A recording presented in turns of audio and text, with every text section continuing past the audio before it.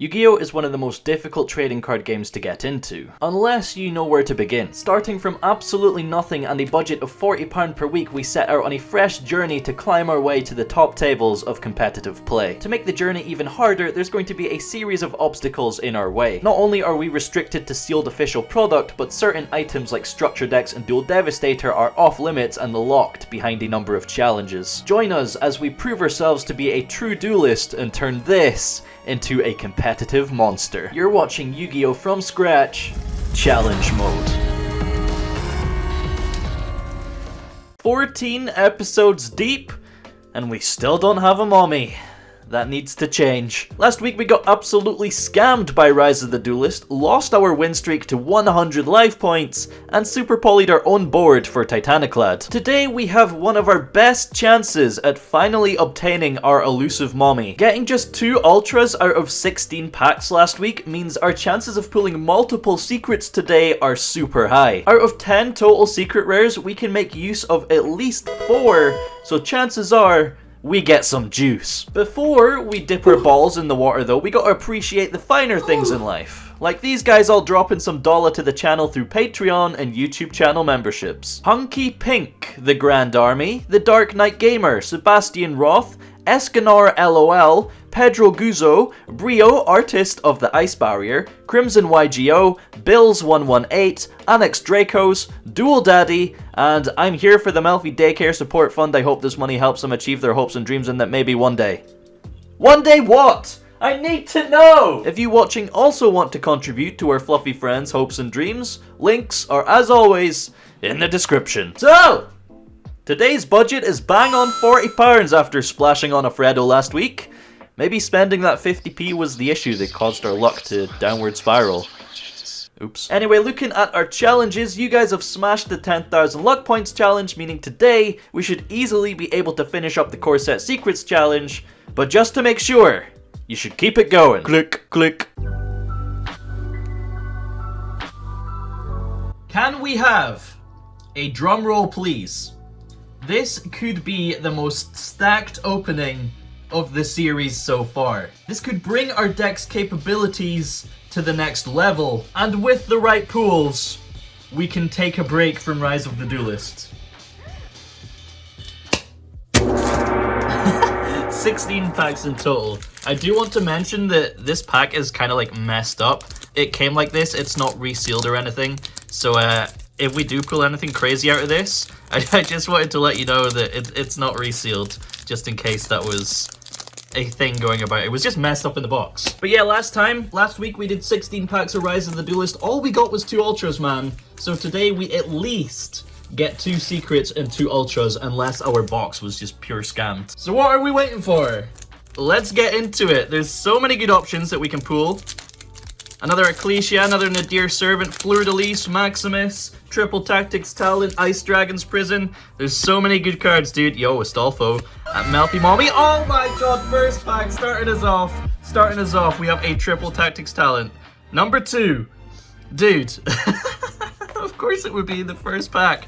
Holy shit. Alright, luck points. Yo, let's go. Let's fucking go. I mean, it's probably like a side deck card right now. Until we get more high impact cards like Nadir Servant and Obedient Schooled, it's definitely just a side deck card. But hey, a second one, really nice. Pack number 2, we have Claptrap, Dolphin, Megalith Fool, Rabby. I thought that was going to be Ice Dragon's Prison right after it. Revenge Rally, super rare. We'll keep the holos there, I guess. Dice, Jar, Card Captors, and Twinkle Twinkle Little Star. How I wonder where the good pools are. Let's just get into this quote-unquote sealed, resealed pack. See if there's actually anything in here, or if I'm just worrying for no reason. Cruel Whale, we have Thunderhand, Vespinato, Melffy Mommy. Okay, yeah, it doesn't really matter. We got Double Dragon Lords, Double D, or like Jimbo or something. I don't know. I asked for a name to give this card, and you guys said like Jimble or some shit. I can't remember, dude. From some Double Dragon. That's all I remember. Something like that. Alright, pack number 4. Melffy Pony, Galloping Gaia, Dark Lord, Nexus, Salaglaire, the Luminous Lunar Dragon. The artwork on this card is incredible, but we can't use it. That does look really nice though. So that's 1 Ultra and 1 Secret down so far. Yo, double Melffys! I will say that there is potential for Nadir Servant to get hit on the ban list to like 2 or 1, I guess. So we might not actually need to pull the entire playset, which is nice. Claptrap, Dogmatika Theo, Capricious, Melffy Mommy, Titanic Lad number 2. Do we need this? I don't know if we need this. I mean, we don't need it right now, obviously, but I don't know if we're going to be playing 2 in the end. But hey, it's still a good card. It gives us the option to play 2 if we need to, depending on how hard we go on the Dogmatikas. Right, Red Potato Man, Galloping Gaia, Nexus, Captain Roland, and Arsenal Falcon. Along with Weeborn, Discharge, the Devil, and Bellend.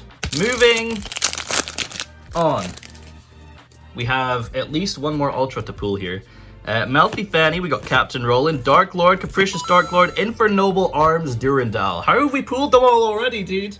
How is that all of them already? Oh no. Oh no, that's not actually as good as I was hoping it to be. I was hoping to pull like Fleur-de-Lis, Maximus, Ecclesia.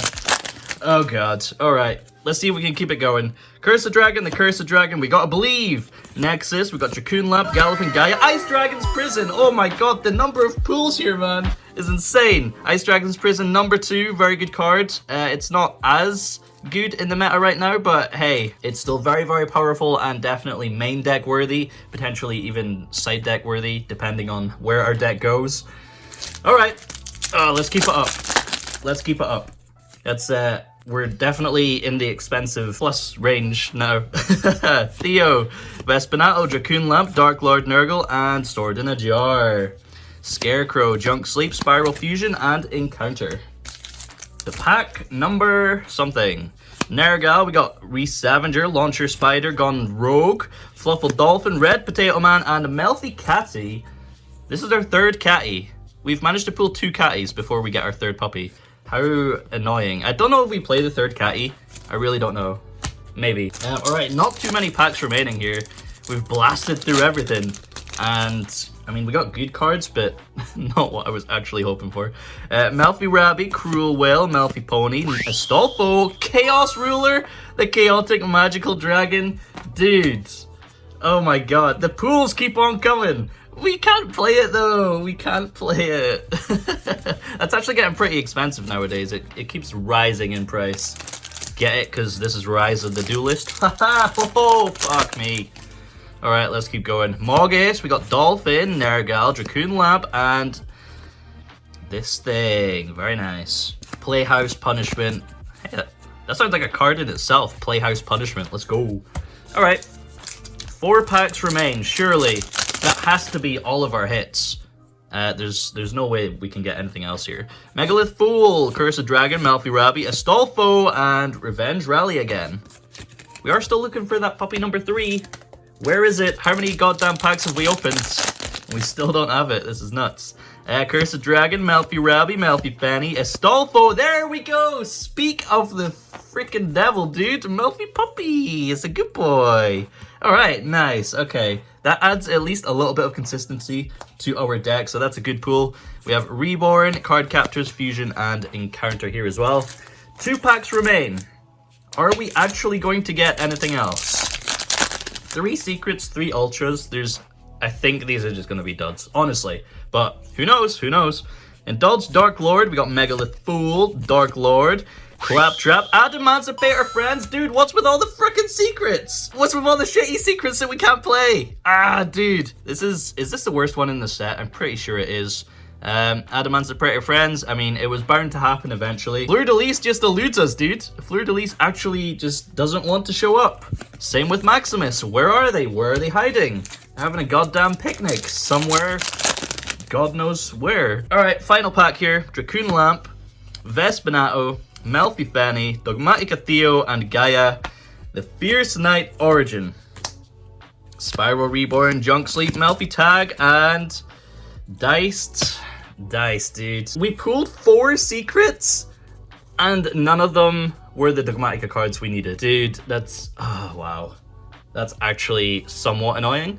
Triple Tactics, Ice Dragon's Prison. I can't complain when I pulled Triple Tactics and Ice Dragon's Prison. Melffy Puppy, maybe a Catty as well. Maybe Titanic Lad. I don't think we play 2. The pools are actually really good here. These are actually some really nice pools, just not beneficial for our deck as much as I was hoping. Oh man. Oh man, oh man, oh man, oh man. Well, once again, there's going to be some minor changes unless we go for the OTK challenges. That could be something that we do. But yeah, otherwise, not too much going on here. We will do a deck profile because we haven't done one in so long, just to remind ourselves of how the deck is looking. So let's move on to that.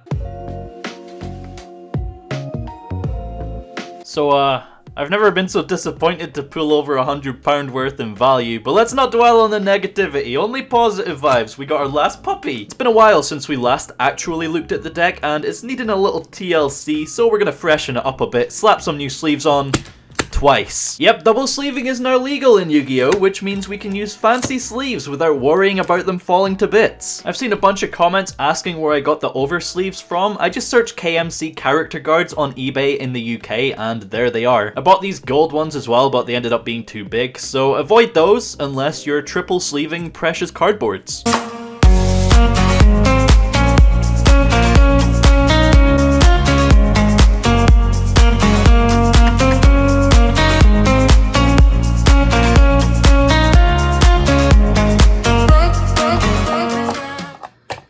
Now it doesn't fit in the goddamn deck box. God damn it. Yo, new sleeves, who this? Alright, let's get into the deck profile and refresh our memory. So, with the main deck, our 40 cards are triple Dogmatika Punishment. We of course have the Nadir Servant as well. Double Adin, one Ecclesia, and one Ashiyan. That is our full Dogmatika package. Ashiyan is really nice, being able to add back either Ecclesia or Punishment, so we could maybe like cut down Punishment to 2, but for now, this feels pretty nice. Moving on to package number 2. We have our triple puppy alongside double Catty, so 5 Melffys, 2 Kalantosa, 1 Alpha, and 1 Obedient Schooled. I think these ratios are pretty good. Obviously, 2 more Obedient Schooled would be really nice. I've seen a lot of people say triple Kalantosa is the way. Probably not in this build, but I don't know, we'll see, we'll see. Chances are we do pull the 3rd Kalantosa anyway while getting Obedient Schooled, so if we do want to play 3, then we'll most likely have the option to. On to package number 3.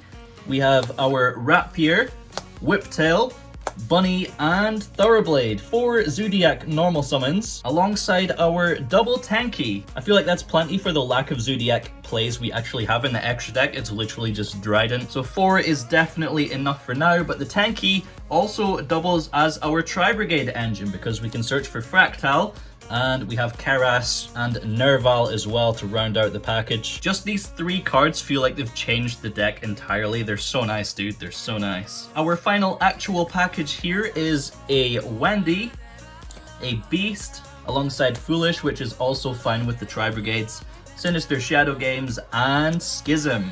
We took out Squamata because in theory Squamata isn't actually achieving anything. It just gives us an additional brick in our hand to maybe get a Dark Engrave for Schism earlier, but that's not how we want to play it, and most of the time it's just an additional brick to draw, so we decided to take that out. So that's all the sort of like engine pieces in our deck. Moving on to the ooh, fuck.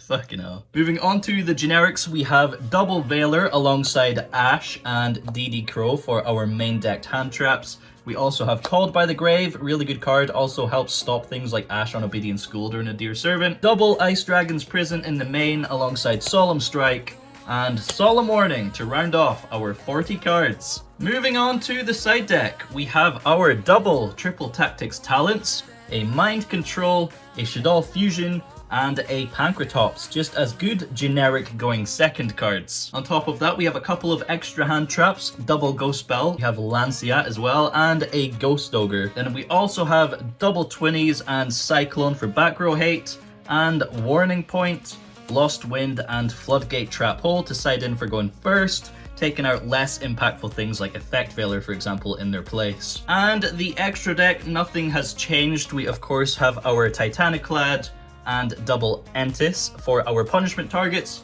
We have Dryden going into the Vespacito play, Joyous Melffys, and Melffy of the Forest, of course. We also have our double Dragon Lords, double D, and Shurig for the Tri-Brigades, Apkalone, Winda, Construct, and Shekanaga, still running all 4 of these right now for our Schism plays. and we have the Cross Sheep and Zeraboros to round things off. So what changes have we actually made today is the question. Not a whole lot. The new additions to the main deck are of course the Puppy and the Ice Dragon's Prison, and the new additions to the side deck are the TTT, Mind Control, and Ghost Ogre. Coming out in their place is of course Fallen of Albaz and the Squamata, like I said earlier. And out of the side deck, we have the double Super Poly and the Starving Venom, because nothing in the meta or anything too prevalent really ends on 2+ dark monsters on the board, unless it's like some stupid Anaconda into Dragoon deck. But yeah, it just really felt like Super Poly and Starving Venom were rotting away in the side deck, not really achieving anything. I was hoping to be making a lot more changes today after pulling things like Maximus and Fleur-de-Lis, but you know, we gotta make do with what we have, and our deck is still looking pretty spicy. So we're currently on a 2-win streak right now. Let's see if we can actually push it past 3. Alright, for the remote duel, for the second video in a row on the channel actually, we're up against Andrew. Good luck, brother. Bow. I got a 4.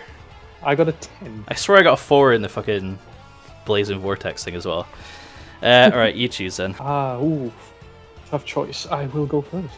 Of course. GL, HF. I will normal summon Ecclesia. Wow, what a surprise. Yep, that's fine. Ecclesia search. You may search. What a surprise I'm playing this deck, or what a surprise I start the game with Ecclesia in hand. What a surprise you're playing this deck.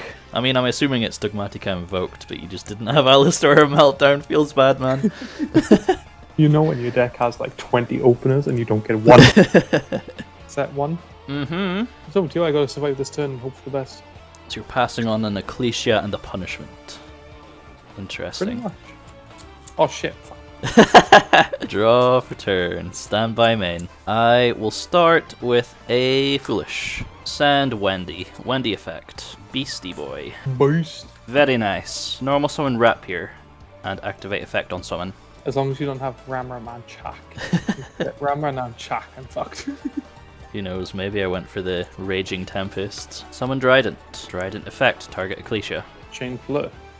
Wowie. Okay. Summon Waspy Boy. Oh, I gotta think now. I will activate Nadir Servant. I think I have to send Entis here.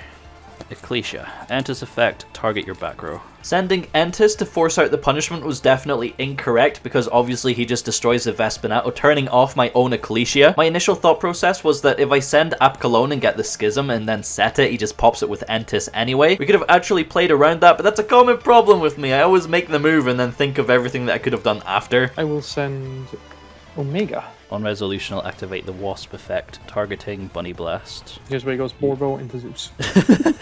Nah, no extra deck. Sag.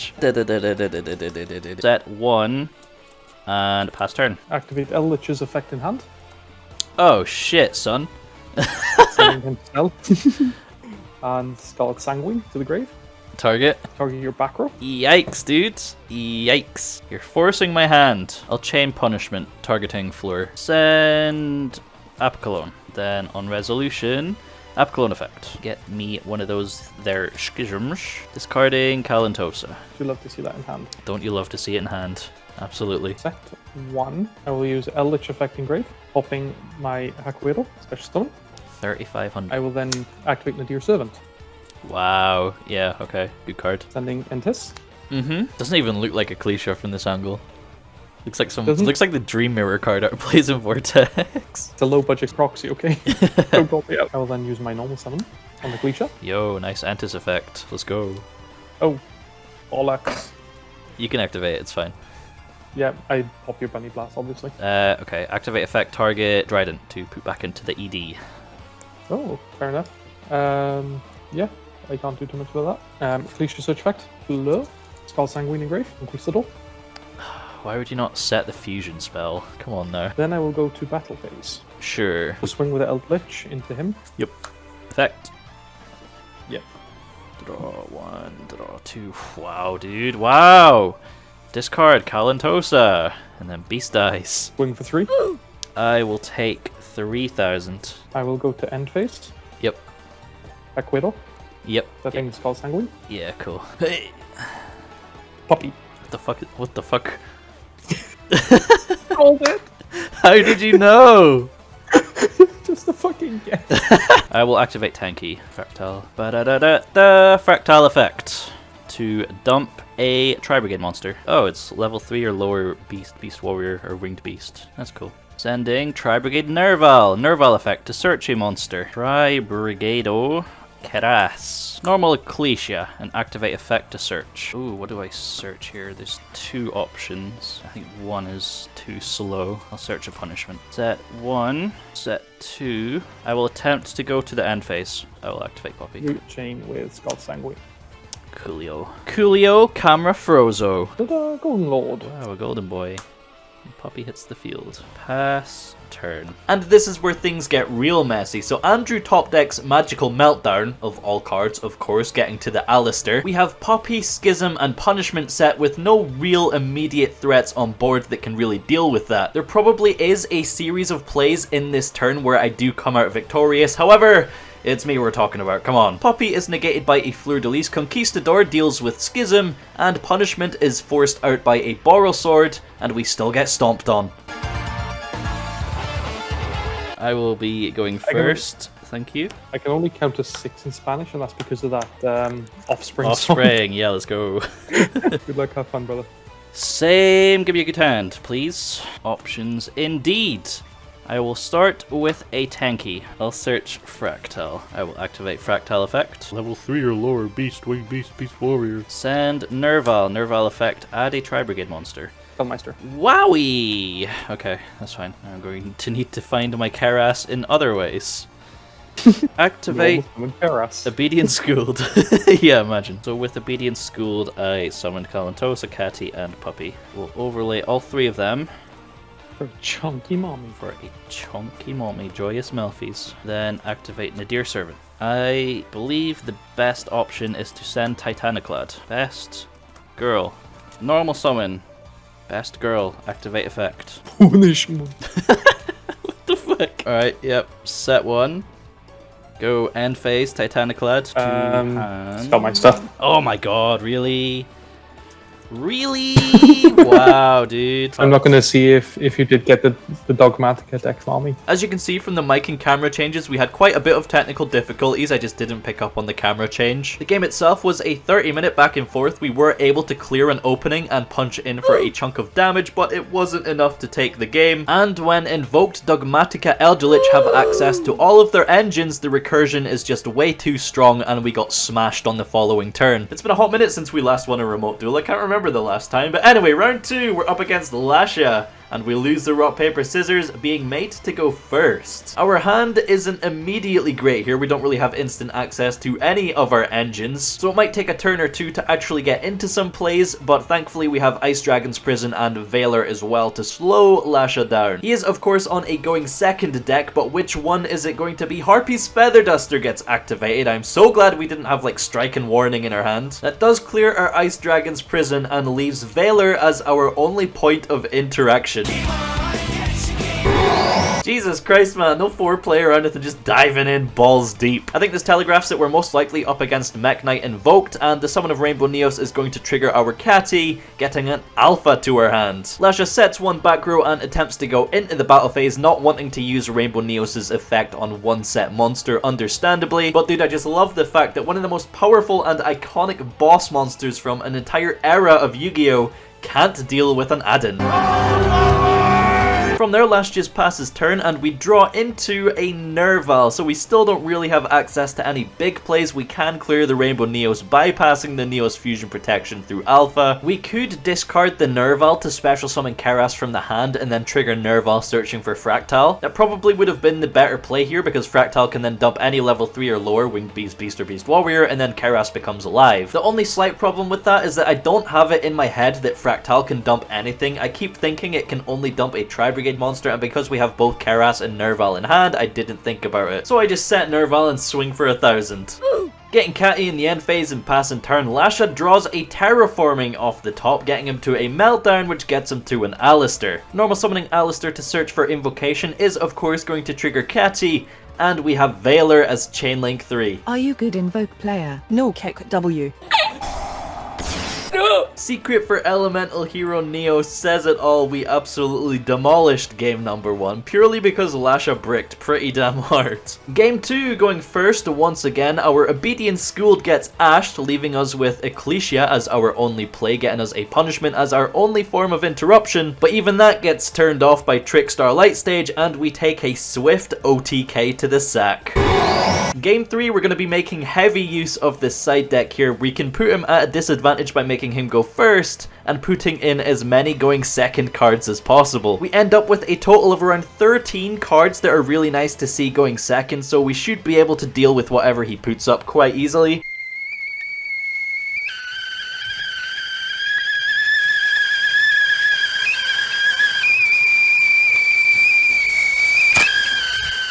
Round 3, we actually kind of have a mirror match. We're up against Mumo on the bird up. There is a possibility that we do build this version of the deck in the future because most of the Lyrilisk stuff is pretty easy to get. I don't think it's my favorite variant though, so it probably won't be the final build, but we'll see. Winning the rock, paper, scissors, we are going first and see a relatively decent hand. Starting off with the Tenki, we're going to search for Fraktall and activate the Fraktall right away, but we get hit with an Ash Blossom. From there, we're going to normal summon Bunnyblast and summon Dryden, allowing us to then special summon Adin from hand. And we could just pass there, set in our back row, or we could do something a little bit more scuffed. Activating Dryden, we can pop the Adin to summon Ecclesia from the deck and get a punishment. I don't know if that's just really stupid or if it's actually 5000 IQ. I feel like punishment is a lot stronger than just a Dryden pop, but it does kind of feel like a waste of Dryden. Either way, any IQ I did have just gets slammed in the bin because instead of summoning Winda and using punishment to lock him out of his plays like a good little boy, I summon Apkalone and don't use punishment, allowing him to get to the assembled Nightingale, forgetting that it has a protection effect. Guys, it's okay, don't worry about it. I'm saving punishment for next episode. Okay? From there, my only hope is that Mumo summons Darnard Magician, giving me an opportunity to use punishment, but no, they just go straight into Zeus and wipe my board clean. After that, our plays are super limited, so when Mumo cheats out the Samorg Link and eventually summons Apex Avian, we can't push through it. Game 2 going first. Dude, how many times are we going to see Shaddoll cards that we can't play in our opening hand? Outside of that though, our hand actually isn't terrible and we're met with no interruptions either, which is quite nice. So with the Tenki, it doesn't really matter what we search here, it's just going to get discarded. Going through our Tri-Brigade and our Zoodiac lines, we end on 3 interruptions in the form of Warning, Double D, and Dryden. Don't say it, don't say it, don't say it, don't say it. Mommy milkers, big mommy milkers, big huge milkers, and huge big milkies. Mumo starts by cycling through some Tri-Brigades to get Kerass to hand, special summons Turquoise from the hand, and then special summons Kerass as well. Waiting for the Kerass effect to be activated, banishing the materials from cost, that's when I hit them with the Warning, which really limits their resources in play and stops them from really popping off. Mumo then normal summons a Kinky Boy, which will revive Nervall from grave, but before they can get into the assembled Nightingale, I hit them with the Dryden and the Double D. I probably could have just waited for the Nightingale before activating the Link Monster effect, but I didn't want to take any chances because I forgot what the card text was on Nightingale. Linkaribo comes out, which beats over Dryden, and that's a pass turn. Usually I would be kind of sad seeing Dryden hit the graveyard before we get a chance to summon Vespacito, but in this case, it gives us 4 materials in grave for Kerass,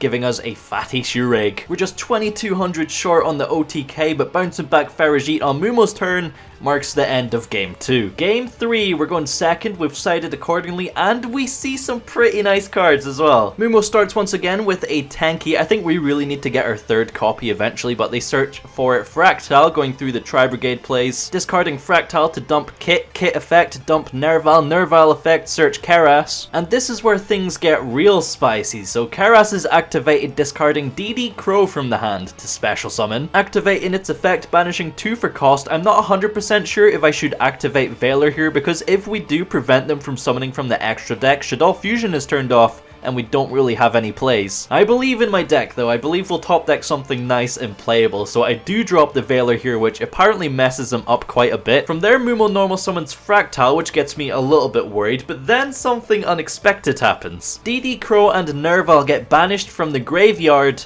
to special summon Dark Simorgh. I absolutely love this card, man. I played it about a year and a half ago when I tried to make a Harpy Guard Dragon deck. Just completely stopping your opponent from being able to set any cards whatsoever. Can just destroy certain decks on its own. I'm pretty sure I still have my secret rare hidden somewhere. I need to go search it out. But yeah, set a back row and pass turn where we top deck a Puppy, which isn't immediately useful. No extra deck monsters are on the field, so Shaddoll Fusion is currently useless. Or is it? By activating Mind Control, we can yoink one of Mumo's monsters to fuse with our Wendi in hand. Dark Simorgh, being a dark, is pretty handy here, allowing us to get a Winda, but just before we get to yoink it, Harpy's Feather Storm is activated. One of my favorite cards in the entire game just because it's so broken, dude. All monster effects negated until the end of the turn. This means we won't be able to summon Beast off the Wendi effect, but that's literally all it's stopping. We can just normal summon the Puppy. Attacking over either monster here gives Mumo graveyard resources to summon like the Ancient Warriors link on the next turn. However, with Punishment and Puppy, I'm really not too worried about it. The writing is pretty much on the wall. Winda does end up getting yeeted back to the extra deck, but Kalantosa deals with the Ancient Warriors link and we top deck Alpha. Literally the perfect card that we need to put Mumo on a 2-turn clock, and we do take the match 2-1. So we did a neg on our gameplay, but that's totally okay. We played against 3 extremely solid decks and we can't win every duel. Well, after our godly ass pools today, we're left with just 2 challenges, OTK twice, and top locals. I think before we attempt locals again, we want one more bump to our deck's power level, so we need to pull something juicy first, and that choice is going to be made by you. Fleur-de-Lis, the mommy our deck needs, would be the most beneficial addition to the deck right now. However, we also want to keep things fresh, and having nothing but Rise of the Duelist being opened 3 weeks in a row can get pretty stale. So that decision is going to be made by you. Do we A, continue with Rise of the Duelist, or do we B, switch it up and try our luck on the crowdfunded Battles of Legend box for more Obedience Schooled? Or I guess we could even do a mix of both. That'll also be an option. There's going to be a straw poll in the pinned comment below, so go vote on that for what you would rather see. With next week being episode 15, not only will we be taking another look at the collection binder, but we're also going to be doing the 2nd generation duel, and this time the original deck mommy returns. She'll be gracing our screens and blessing our eyeballs, so look forward to that. As always, thank you so much for watching. Make sure you are subscribed to the channel and have my bell tickled so that you know exactly when it comes out. And while you're down there, give that like button a little smasherino. I'm gonna go work on some ice barrier stuff, hint hint, so I'll see you next time.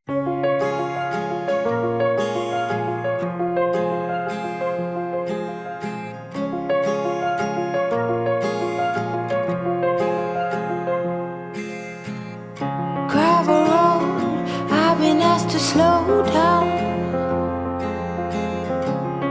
Fireplace, do you know how?